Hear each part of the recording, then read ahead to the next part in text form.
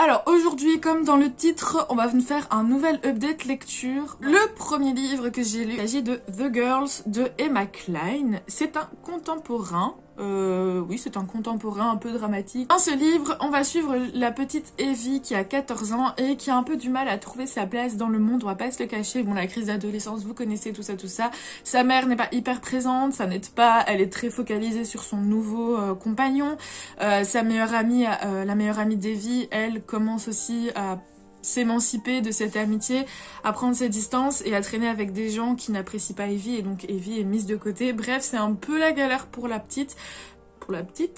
C'est un peu la galère pour Evie qui du coup se retrouve toute seule et n'arrive pas vraiment à extérioriser ce qu'elle ressent et à trouver sa place clairement. Jusqu'au jour où elle va faire la rencontre, par le plus grand des hasards, au détour d'une promenade, d'un groupe de jeunes filles et plus particulièrement de Suzanne qui a une aura assez mystérieuse et assez attractive. Suzanne va alors embarquer Evie avec elle dans le ranch où elle habite avec d'autres jeunes filles donc, et surtout avec Russell, le chef du gang, enfin du groupe plutôt, pas du gang. Evie qui cherche à trouver sa place va tout faire pour se faire accepter par ce groupe, quitte à dépasser certaines limites. Je vous ai dit, c'est pas un livre hyper réjouissant, hyper drôle, hyper frais, pas du tout.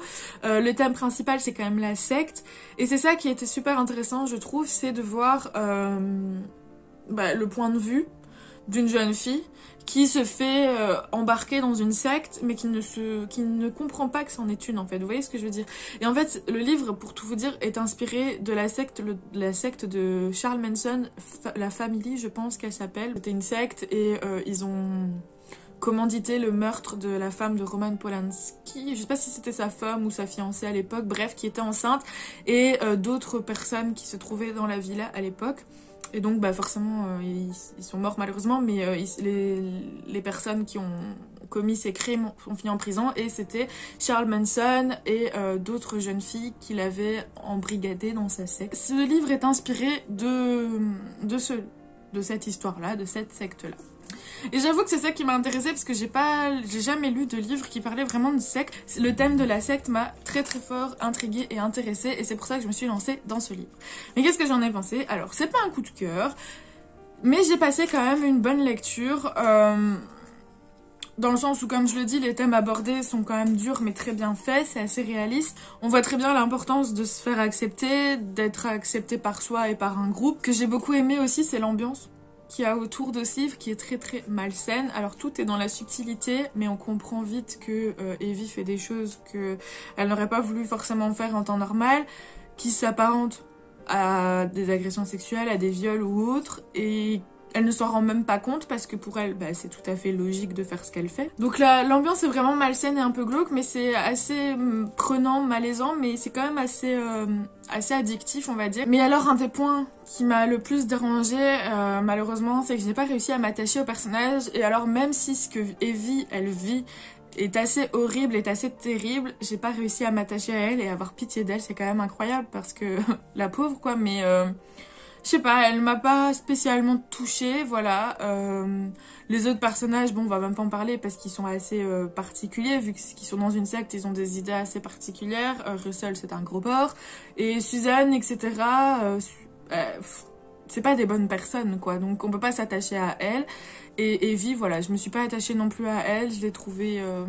je sais pas. C'est peut-être fait exprès, hein, le fait qu'on puisse pas s'attacher à elle, mais du coup, après ça m'a pas gâché ma lecture, mais c'est vrai que du coup j'ai pas forcément éprouvé d'empathie pour elle. Après, d'autres points négatifs que je pourrais sortir de ce livre, c'est peut-être les thèmes abordés qui sont bien, mais peut-être pas assez en profondeur. C'est un autre point négatif, c'est la fin, que j'ai trouvé un peu bancale et assez rapide, et c'est vrai que bon voilà, on a suivi Evie pendant, je sais plus exactement combien de pages fait le livre, mais pendant un petit moment, et la fin se termine assez rapidement et assez bâclée, on va dire, donc ça m'a un peu déçue. Et aussi un point négatif dont je viens de penser, c'est vrai que le livre, de par son côté contemporain, réaliste, est assez compliqué à lire. Parce qu'en plus on aborde, comme je disais, des thèmes assez compliqués et l'attachement au personnage n'aide pas, donc c'est vrai que j'ai mis un temps dingue à le lire. Pourtant je pense en souvenir, il fait entre 250 et 300 pages. Donc c'est pas un énorme livre, mais vraiment j'ai mis un temps dingue. Donc voilà pour mon avis pour The Girls de Emma Cline. C'était une bonne lecture, pas un coup de cœur, je vous la conseille. Maintenant attention aussi aux âmes un peu sensibles, parce que c'est clair que c'est pas un livre facile, c'est très psychologique, donc voilà. Mais je vous le conseille de toute façon. On passe maintenant à un autre livre que j'ai lu sur ma liseuse, toujours. Il s'agit de Rose éternelle de Ophélie Duchemin. Et là, on a une fantasy romance inspirée du conte La Belle et la Bête. À la base, je savais même pas forcément que c'était une revisite de conte de La Belle et la Bête. Et c'est vrai que quand j'ai commencé à lire et que j'ai compris que c'était ça, je me suis dit, oh non, encore une. Parce que vraiment, pour moi, La Belle et la Bête, c'est le conte qui a le plus de réécriture.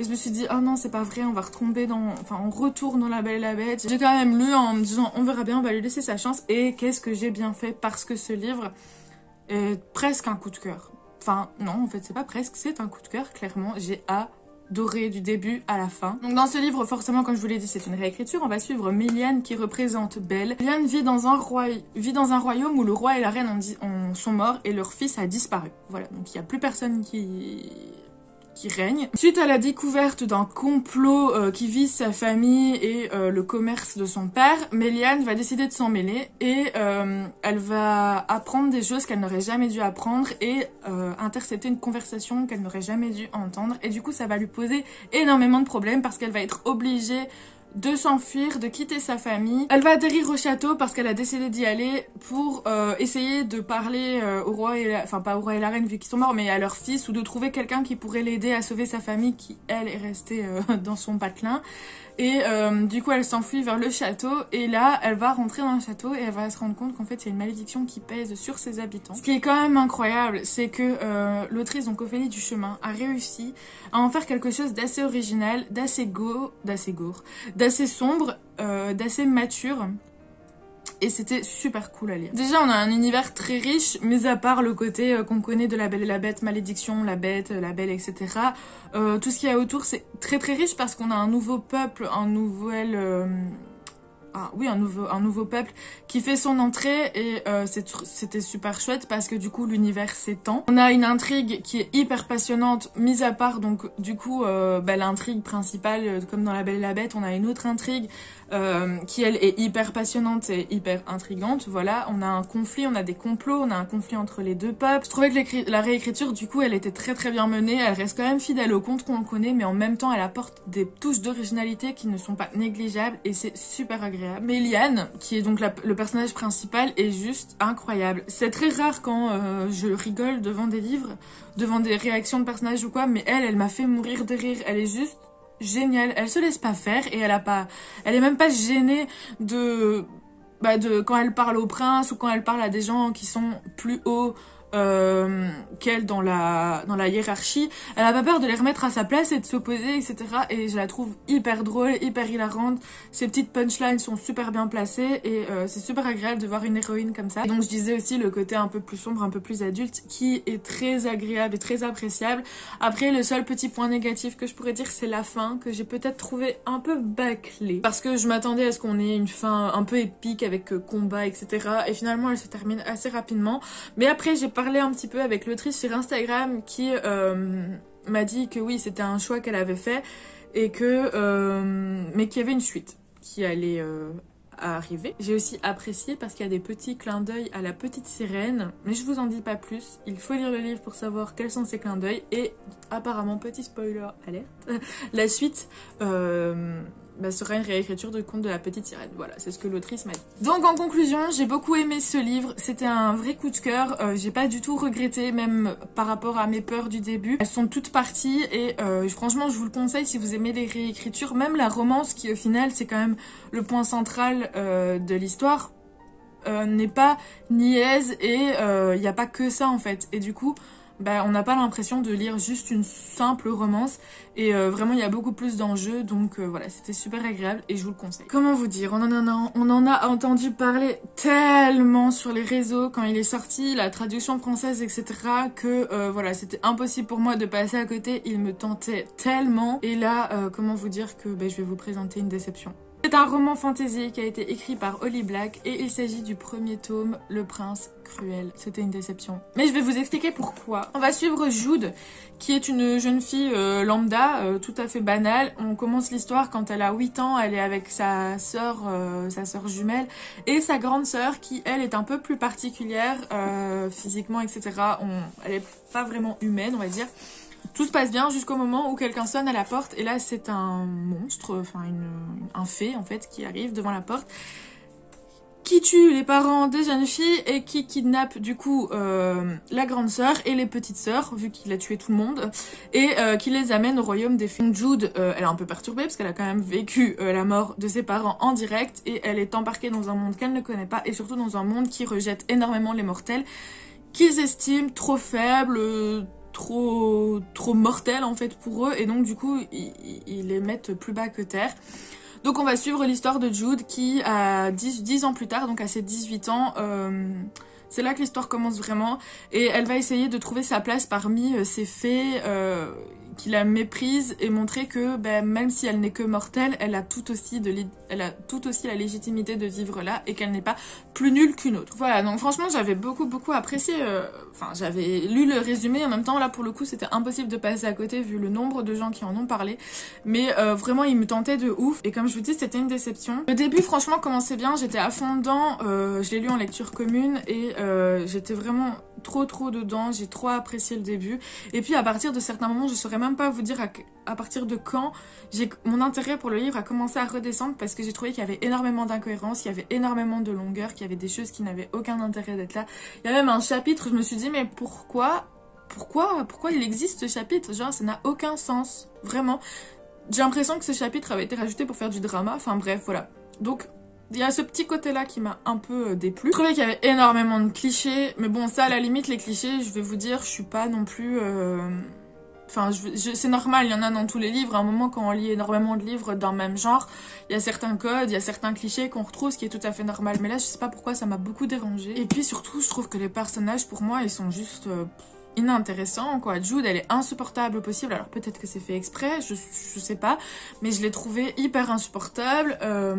Sa sœur, n'en parlons même pas, sa grande sœur on la voit une fois tous les 3 ans, le père, bon lui c'est un monstre, bref à la limite c'est peut-être le seul personnage qui a un sens, et alors le prince cruel, donc Cardan, il est insupportable. Et je comprends pas la fascination que des gens ont eu envers ce personnage, parce que pour moi, il est juste horrible. Il va maltraiter, il va harceler donc Jude et sa sœur juste parce qu'elles sont mortelles. Limite,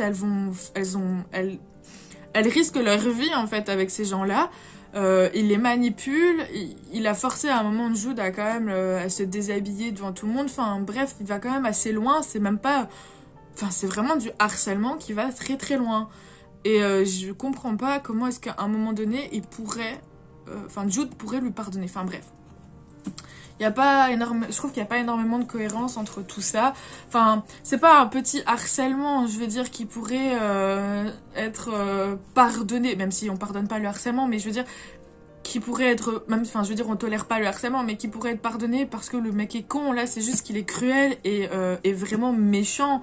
Et il attente à leur vie. Donc voilà, Cardan, je l'aime vraiment pas. Pour moi, il y a rien qui excuse. Il y a certains passages où on pourrait dire « Oh oui, mais c'est parce qu'il est comme ça. » Non. Il est juste méchant et cruel et il y a rien qui excuse son comportement. Et il y a une romance avec Jude qui est juste... mais incompréhensible. Franchement, je vous jure que je n'ai rien compris à cette romance. Je n'ai rien compris. Déjà, le personnage qui est en question, je ne l'ai pas compris. Je le trouve insignifiant et il sert à rien pour moi. Et la romance, encore une fois, j'ai rien compris. Le point que je reproche vraiment, c'est le manque de cohérence pour moi dans les personnages, dans leurs relations, dans l'histoire. Je suis peut-être virulente dans ce que je dis, mais tout n'est pas acheté. Je trouve que l'univers est super riche, super complet. Il est hyper intéressant. Le début, comme je dis, pour moi, il était hyper prometteur. Il y a quand même pas mal de cliffhangers. Ce qui est dommage, ce qui est un peu perturbant dans un sens, parce qu'on a des chapitres qui, pour moi, ne servent à rien. Puis après, on arrive, par exemple, au chapitre 20, où il se passe quelque chose d'assez énorme. Puis il se passe plus rien, puis après, de nouveau des cliffhangers, enfin... Mais en fait, ce livre a quand même la particularité, même si j'ai beaucoup eu de mal à le lire, on a envie de savoir la suite quand même, vous voyez. Donc, je suis assez mitigée sur ce livre. Je pense vraiment que... honnêtement, quand le tome 2 sortira en français, je le lirai, quitte à relire celui-ci. Peut-être que j'étais pas dans le mood, peut-être que le fait de l'avoir passé sur tous les réseaux, d'en avoir entendu parler mille et mille fois, j'avais des attentes un peu trop hautes, je ne sais pas. Je compte lui laisser une nouvelle chance. Vraiment, parce que j'ai envie de l'aimer. Vraiment, il y a tout qui pourrait me faire... Il y a tout qui pourrait me plaire dans ce livre, mais voilà. Donc je lui laisserai une seconde chance. Je vous en reparlerai de toute façon quand ce sera fait. Mais en attendant, c'est vrai que c'était pas une franche réussite. N'hésitez pas parce qu'il a quand même plu à énormément de gens. Donc voilà, c'est pas pour rien. C'est pas parce qu'il l'a pas fait avec moi qu'il ne le fera pas avec vous. Donc voilà, ne le jetez pas et foncez s'il vous tente. J'espère en tout cas qu'il vous plaira plus qu'à moi. Maintenant je vais vous parler d'un livre. Ça faisait un petit moment qu'il était sur ma liseuse, voilà. Et je sais pas, j'avais envie de le lire. Il s'agit de Faites vos jeux de Julia Richard. C'est un thriller contemporain hyper intéressant. Dans ce livre, on va suivre 8 personnages qui sont... On ne sait pas pourquoi, enfermés dans une pièce, ils ne se connaissent pas, ils ne se souviennent pas de comment est-ce qu'ils ont atterri là, ils ne savent pas pourquoi ils sont là. Voilà, c'est un peu un début genre le film Saw, vous voyez. Jusqu'au moment où ils vont entendre une voix et cette voix va leur expliquer en fait leur but, c'est-à-dire de trouver la sortie, de trouver le code qui leur permettra de sortir, mais le seul problème c'est qu'il n'y a que 2 personnes sur les 8 qui pourront sortir.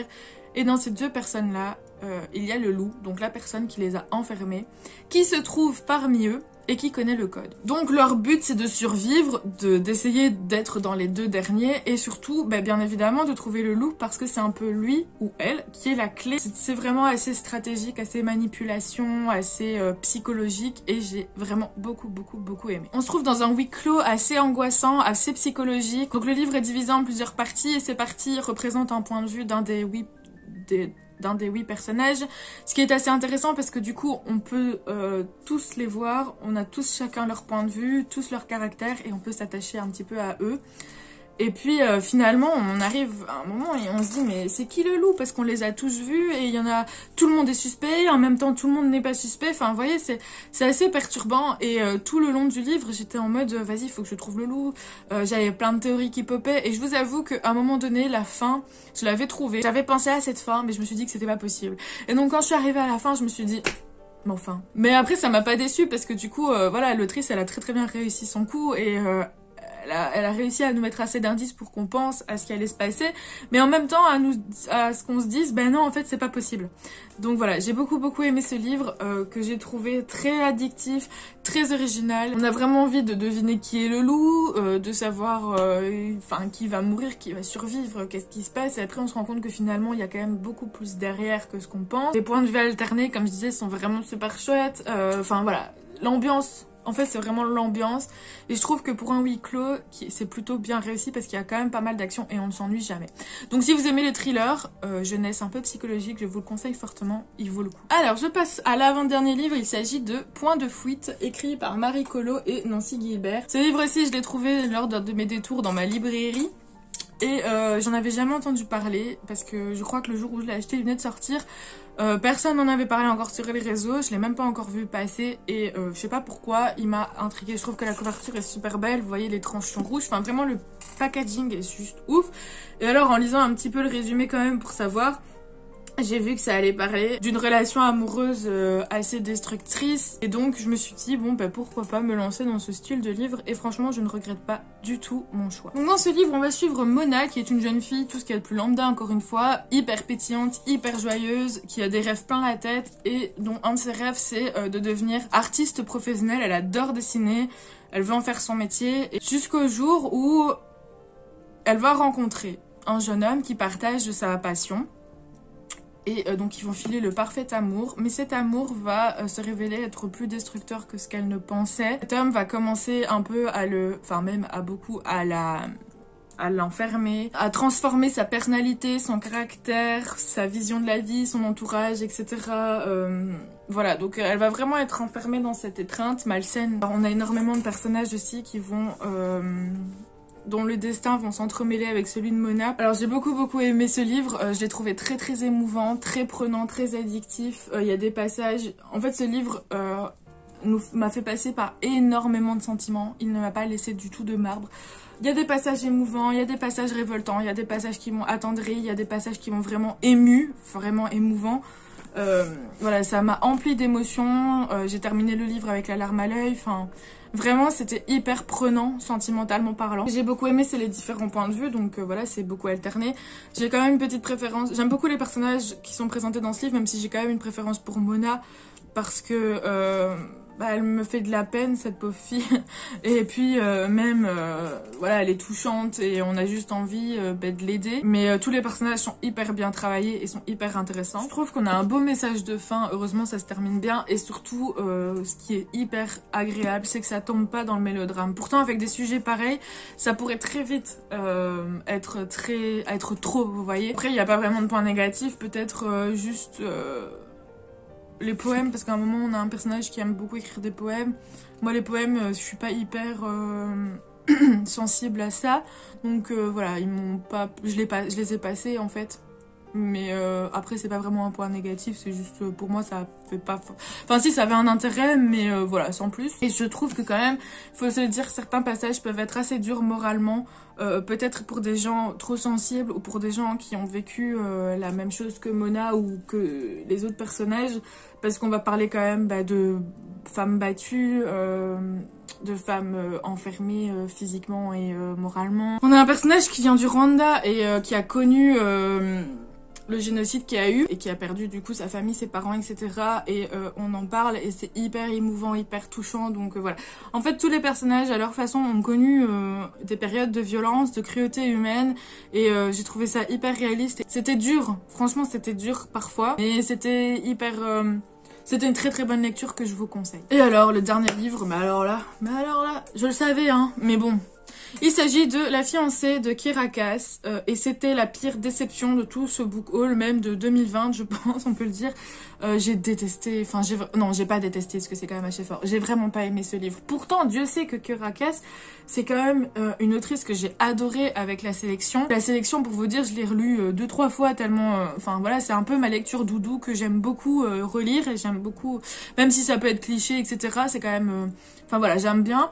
Et donc c'est vrai que quand j'ai vu qu'elle sortait un nouveau livre, surtout une nouvelle trilogie, je me suis dit ça c'est pour moi, et finalement j'ai quand même entendu pas mal d'avis négatifs, donc je me doutais que ça allait être peut-être une déception, mais j'ai quand même voulu tester et ça n'a pas raté et j'ai été déçue. Donc on va suivre Hollis qui est une jeune fille, tout ce qui est de plus banal, j'aime bien dire ça, et qui ne rêve qu'à une chose, c'est devenir l'épouse du roi. Elle va donc mettre tout en œuvre pour que cela produise, et là miracle, le prince va s'intéresser à elle et va avoir un coup de foudre pour elle. Leur mariage est donc programmé, elle va essayer de faire ses preuves en tant que future reine jusqu'au jour où elle va rencontrer un jeune homme qui vient du royaume voisin et qui vient dans son royaume pour demander l'asile, et ce jeune homme va lui faire tourner la tête. Parce que je trouvais que le début, encore une fois, commençait plutôt bien, c'était assez fluide, assez prenant, etc.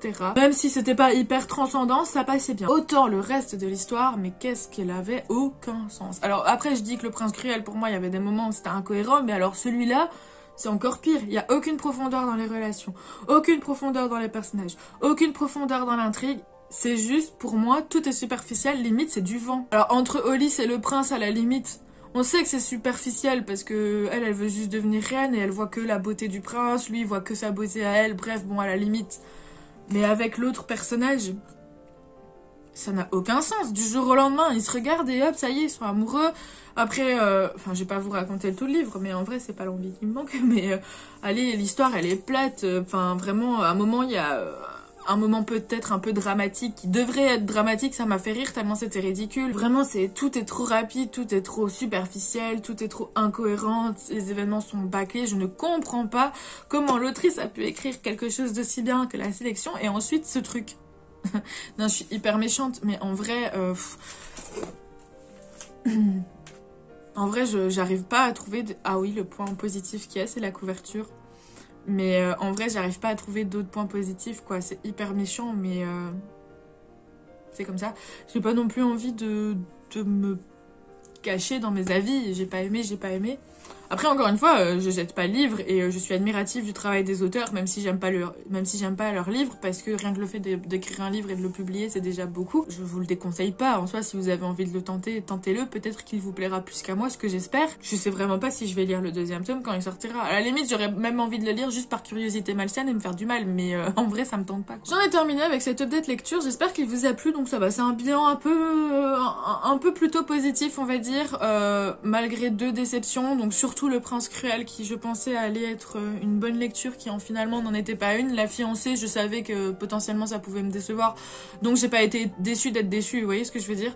Et le reste, c'était de bonnes lectures agréables et un coup de cœur avec Rose Éternelle, donc plutôt bon bilan. N'hésitez pas à réagir en commentaire à ce que je vous ai présenté, à me dire vous ce que vous lisez en ce moment, les livres que vous avez aimés, si j'en ai présenté, que vous avez lu, que vous avez aimé, etc.